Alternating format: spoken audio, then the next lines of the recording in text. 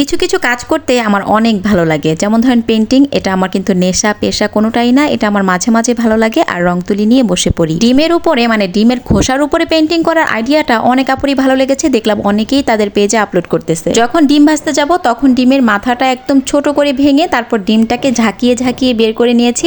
আর তারপর কিন্তু পানি দিয়ে ধুয়ে নিয়েছি। ধোয়ার পরে কিন্তু আমি এটাকে শুকিয়ে নিয়েছি। একটু বেশি শুকিয়ে ফেলেছিলাম, রোদে একটু বেশি লেগেছিল, আর যার কারণে না একটু মুচমুচে হয়ে গিয়েছে। যখন আমি পেন্টিং করছিলাম তখন না একটু ভেঙে ভেঙে আসছিল। প্রথমে আমি অ্যাশ কালারটা দেওয়ার পর কিন্তু একদমই ভালো লাগছিল না, একদম ডিমের খোসার কালারটাই দেখা যাচ্ছিল।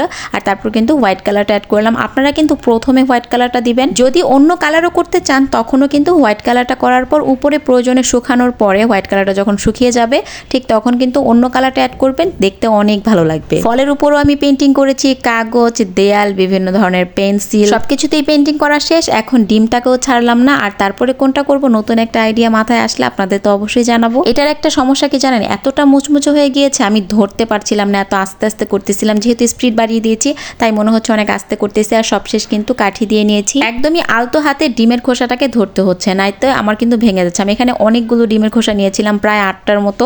অনেকগুলো ভেঙে গিয়েছে, আমার হাতে থেকে পড়ে 2টা ভেঙে গেছে। ডিমের খোসা আমার জমাইতে বেশি দিন লাগে না, কারণ আমার ঘরে 2টা বাচ্চা আছে। আমার বাচ্চা দুটোটাই শুধু ডিম পছন্দ করে।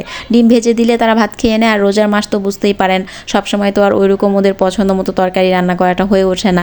যখন থাকে খায়, পরের বেলা দেখা যায় ডিম ভেজে দিলে যদি খায় তাহলে ডিমটাই আমি ভেজে দিই। কটন বার দিয়ে এত সুন্দর ডিজাইন করা যায়, এতটাই সহজ, এটা একটা ছোট বাচ্চাও করতে পারবে, এতটাই সহজ। জাস্ট ফুটা ফুটা দিলেই ডিজাইন হয়ে যাচ্ছে। এটা কতটা সহজ আপনারা দেখেই বুঝে গিয়েছেন, এতটাই সহজ। তবে আমি কিন্তু এখানে 4টা ডিম 4 রকমের ডিজাইন করব, মানে 4 রকমের পেন্টিংটা আমি আলাদা আলাদা ভাবে করতে চাচ্ছি, কারণ দেখতে চাচ্ছি আসলে ডিমের উপরে কোন ডিজাইনটা বেশি ভালো লাগে। পেন্টিং করার পর অনেকেই ধরতে পারে নাই এটা ডিমের খোসা। দূর থেকে সাজিয়ে রাখলে অনেক ভালো লাগে। যারা ঘর সাজাতে অনেক পছন্দ করে তাদের কাছে এই আইডিয়াটা অনেক ভালো লাগবে। মাঝে কিন্তু আমি হলুদ রংটা দিয়েছি, এই পুরোটার ভিতরে আমি মাঝে হলুদ রং দেবো, আর 4 সাইড থেকে বিভিন্ন কালারের দেবো। অনেক আপুরাই আমার ভিডিওর নিচে কমেন্ট করেছে যে এই রংগুলো আমি কোথা থেকে কিনেছি। এই রংগুলো হচ্ছে আপনি লাইব্রেরিতে পেয়ে যাবেন, 70 টাকা করে নেয়, অনেক জায়গায় 60 টাকাও নেয়। এখানে মোট 12টা কালার আছে, আর আপনার যা যা কালার দরকার এখানে সবগুলো কালারে কিন্তু আপনি পেয়ে যাবেন। এই রংগুলো আমার মেয়ের জন্য এনেছিল, তবে আমার মেয়ের পাশাপাশি এখন আমিও কাজে লাগাচ্ছি, মানে আমার ভালো লাগে বলে আমিও পেন্টিং করছি। আমার রং করার পাশাপাশি আমার মেয়েও কিন্তু এই রং দিয়ে খেলা করে, বিভিন্ন ধরনের কিছু আঁকাআঁকি করে কাগজে। ও অবশ্য কাগজে করে, এটা কিন্তু শুকিয়ে যাওয়ার কোনো সম্ভাবনা নেই, খুব সুন্দরভাবে কিন্তু লেগে থাকে মুখাটা, তো আপনি কিন্তু লাগিয়ে রেখে দিতে পারবেন। আমি কিন্তু প্রায় 2 মাস যাবত ব্যবহার করছি, রং কিন্তু এখনো অনেক আছে। রং করার পরে বিহাইন্ড দ্য স্কিন যদি আমি আপনাদেরকে একদিন দেখাই আসলে কি একটা অবস্থা হয়, ফ্লোটার অবস্থা। কাঁচা কাঁচা নিয়ে এই কাজগুলো করা আসলে অনেক ধৈর্যের ব্যাপার। আমি আসলে অনেক ধৈর্য নিয়ে বসি মাঝে মাঝে, আবার মাঝে মাঝে বলি না আমার দ্বারা হবে না, আমি এগুলো নিয়ে কাজ করতে পারবো না। একবার চিন্তা করি রেগুলার আমি এই কাজটাই করব, তারপর আবার চিন্তা করি না এত পরিষ্কার করতে আর ভালো লাগে না। যাই হোক, যেই ডিজাইনটা ভালো লাগে ওই ডিজাইনটা ট্রাই করে দেখতে পারেন, আসলে অনেক সুন্দর কিন্তু।